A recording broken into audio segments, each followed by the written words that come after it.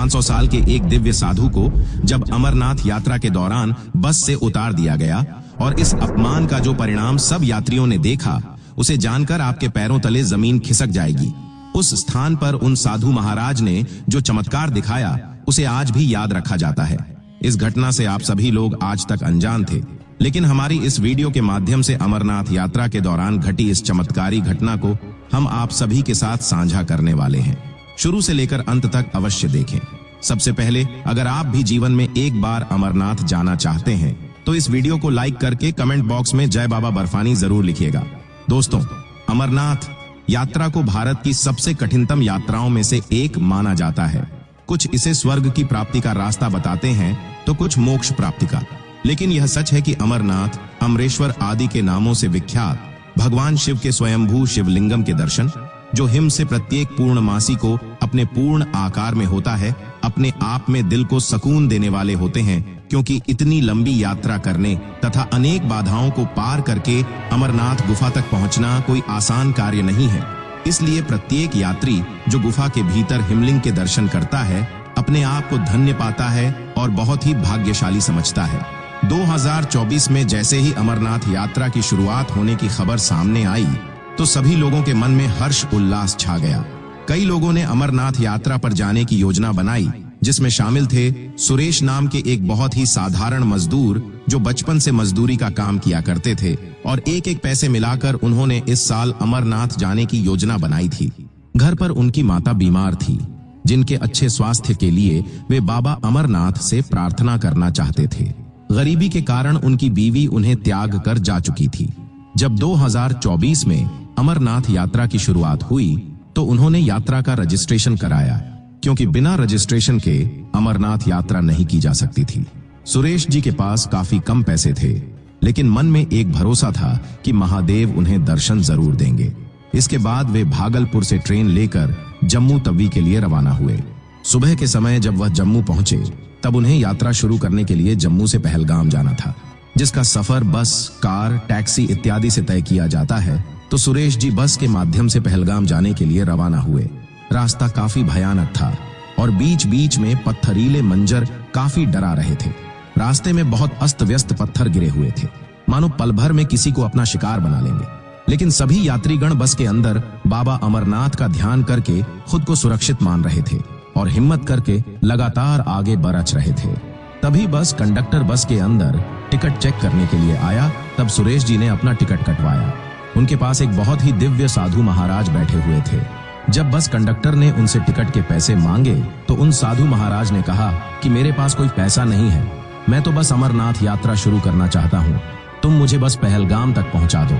इतने में bus conductor को बहुत गुस्सा आ गया और उनका अपमान करके उन्हें अनाप शनाप सुनाने लगा। सुरेश जी यह सब अपनी आंखों से देख रहे थे। उन्होंने महसूस किया इतना अपमान सहने के बाद भी वे साधु महाराज बहुत विनम्र थे और धैर्य का परिचय दे रहे थे। तो सुरेश जी ने उस बस कंडक्टर से कहा कि इन साधु महाराज के पैसे मैं तुम्हें दे देता हूँ, इन्हें यहीं बैठने दीजिए। लेकिन साधु महाराज अपनी जगह से उठ गए। उनका कहना था, साधु को न तो अपमान का भय होता है और न सम्मान का मोह। वे तुरंत उस बस से नीचे उतर गए और पहलगाम तक अपनी पैदल यात्रा को शुरू किया। लेकिन कहते हैं, इस दुनिया में जो भी होता है उस घटना के पीछे विधि का विधान होता है, महादेव की लीला होती है। और इस घटना के पीछे भी एक बहुत बड़ा चमत्कार छुपा हुआ था। जब उन साधु महाराज को नीचे उतर गए तो बस आगे की ओर रवाना हुई। तब 2-3 किलोमीटर के पश्चात एक स्थान पर अचानक बंद हो गई। ड्राइवर ने बस को स्टार्ट करने की कोशिश करी, लेकिन बस शुरू होने का नाम नहीं ले रही थी। बस के अंदर बैठे हुए यात्रियों में एक मैकेनिक भी था, जिसने बस की खराबी ढूंढने की कोशिश करी, लेकिन बस में सारी चीज व्यवस्थित लग रही थी, पर कारण किसी के भी समझ नहीं आ रहा था। आखिर बस आगे क्यों नहीं बढ़ रही है। देखते देखते 2 से 3 घंटे बीत चुके थे। वह मार्ग काफी पत्थर ढीला था और आसपास बड़े बड़े पत्थर गिरे हुए थे। सभी को डर था कहीं कोई विशाल पत्थर ऊपर पर्वत से आकर बस पर न गिर जाए, जिस वजह से जल्दी बस को आगे बढ़ना था। लेकिन बस तो शुरू होने का नाम ही नहीं ले रही थी। इस पूरी घटना को जब सुरेश जी ने अच्छी कर तो उन्हें सबसे पहले उन दिव्य साधु महाराज याद आए, जिन्हें अपमानित करके बस से नीचे उतर गया था। उन्होंने बस ड्राइवर और बस कंडक्टर को यह बात कि मैं पिछले 1 से 2 घंटे से उन साधु महाराज के साथ बैठा था, और उनकी चमत्कारिक आभा को मैंने खुद महसूस किया है। वे काफी दिव्य हैं और सिद्ध पुरुष हैं। मैं तुम्हें उनका अपमान नहीं करना था। जब से हमने उन्हें बस से नीचे उतारा है, उसी के बाद से हमारी बस में यह समस्या आई है, और अगर हमें अपनी बस को आगे बढ़ाना है तो उन्हें सम्मान पूर्वक एक बार पुनः इस बस के अंदर बिठाना होगा। इसके बाद बस कंडक्टर को भी इस बात का एहसास हुआ कि यह सब उसकी गलती का ही नतीजा है, लेकिन वह उन साधु महाराज को काफी पीछे परित्याग आ चुके थे। तभी उन्होंने देखा कि वह साधु महाराज पैदल यात्रा करते हुए इस मार्ग पर आगे आ रहे हैं। तब उस बस कंडक्टर ने उन साधु महाराज के पैर थाम लिए और अपनी गलती के लिए उनसे क्षमा मांगी। बस कंडक्टर ने कहा, आपका अपमान करके मैंने बहुत बड़ी भूल की है। कृपया करके हमारे बस में एक बार पुनः बस में विराजमान हो जाइए, ताकि हम पहलगाम किसी यात्रा को पूरा कर सकें। और जब किसी भी व्यक्ति को उसकी गलती का एहसास हो तो उसे सुधारने का एक मौका जरूर देना चाहिए। बस यही बात सोचकर उन साधु महाराज ने बस कंडक्टर को माफ कर दिया। लेकिन बस में बैठने से पूर्व 2 शर्त रखी थी।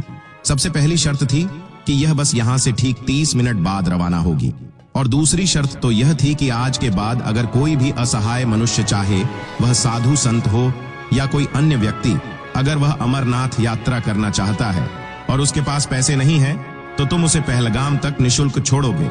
बस ड्राइवर और कंडक्टर ने इन दोनों शर्तों को स्वीकार लेकर लिया और सम्मान पूर्वक उन साधु महाराज को बस के अंदर बिठाया।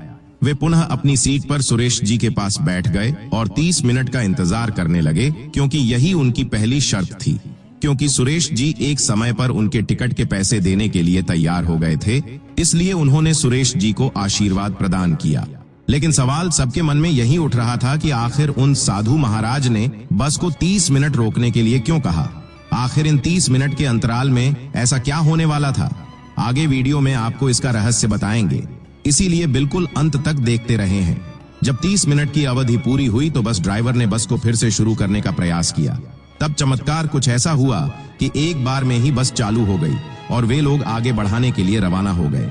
कुछ दूरी पर जब वे लोग गए तब उन्होंने देखा कि रास्ते में एक सरकारी टीम मार्ग रोक रही है। उनका कहना था कि आगे बहुत बद्धा भूसंकलन हुआ है, जहां पहाड़ों पर से कई सारा मलबा रास्ते पर आ गिरा है और इसी मलबे ने कई गाड़ी और बसों को अपनी चपेट में ले लिया है, जिससे कई यात्री घायल हुए हैं और कई यात्रियों की मृत्यु हो गई है। यह बात सुनकर बस में उपस्थित से सभी यात्री बहुत ज्यादा डर गए, क्योंकि वह भी इसी यात्रा पर लगातार आगे बढ़ रहे थे। तभी सबको इस बात का एहसास हुआ कि उन साधु महाराज ने 30 मिनट बाद से चलने का समय क्यों मांगा था, क्योंकि वह अपनी दिव्य दृष्टि से आगे होने वाली घटना को पहले ही भांप चुके थे और उन्हें इस बात का भी अंदाजा था कि रास्ता कितने समय बाद सुगम होगा। इसलिए उन्होंने पहली शर्त में 30 मिनट बाद चलने को कहा। जब सभी लोगों ने उन साधु महाराज को नतमस्तक किया, उनके चमत्कार के लिए उन्हें धन्यवाद दिया, तो उन्होंने एक सच्चाई बताई जिसे सुनकर आपके भी होश उड़ जाएंगे और आपको इस बात का एहसास होगा कि महादेव अपने भक्तों के साथ कितनी लीला रचते हैं। उनका कहना था कि मेरा निशुल्क इस बस के अंदर बैठना, बस कंडक्टर के द्वारा मुझे बस से उतारा जाना, तुम्हारी बस का खराब होना और मुझे पुनः मनाकर इस बस के अंदर बिठाना और वह 30 मिनट का समय मांगना, यह सब महादेव की लीला है। इसमें मेरा कोई चमत्कार नहीं है, क्योंकि वह आपको उस खतरनाक भूस्खलन से बचाना चाहते थे। इसलिए यह पूरा चमत्कार उन्होंने रचा है। यह सच्चाई सुनने के बाद सभी लोग महादेव की जय जयकार करने लगे। लेकिन सवाल यह था कि इस बस के पहले जो बस उस रास्ते से गुजर रही थी, जो कार उस रास्ते से गुजर रही थी, उन्हें महादेव ने क्यों नहीं बचाया? आखिर उनकी क्या गलती थी?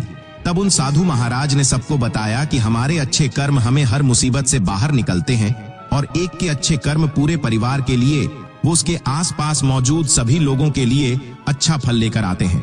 इस बस से जब मुझे नीचे उतारा जा रहा था तो इंसानियत का भाव दिखाते हुए रमेश जी ने मेरे पैसे चुकाने का निर्णय लिया और उनकी इसी अच्छे कर्म के कारण महादेव की कृपा हम सभी यात्रियों पर हुई और हमारी बस उसे भूस्खलन से आज एकदम सुरक्षित है। वास्तव में अगर हम भगवान की भक्ति सच्चे मन से करते हैं, इंसानियत का फर्ज निभाते हैं, किसी का दिल नहीं दुखाते हैं और हमेशा अपने कर्म को ईमानदारी से करते हैं, तो भगवान की कृपा से कोई भी मुसीबत हमारा बाल भी बांका नहीं कर सकती थी। इस घटना से हमें सबसे बड़ी सीख यही मिलती है।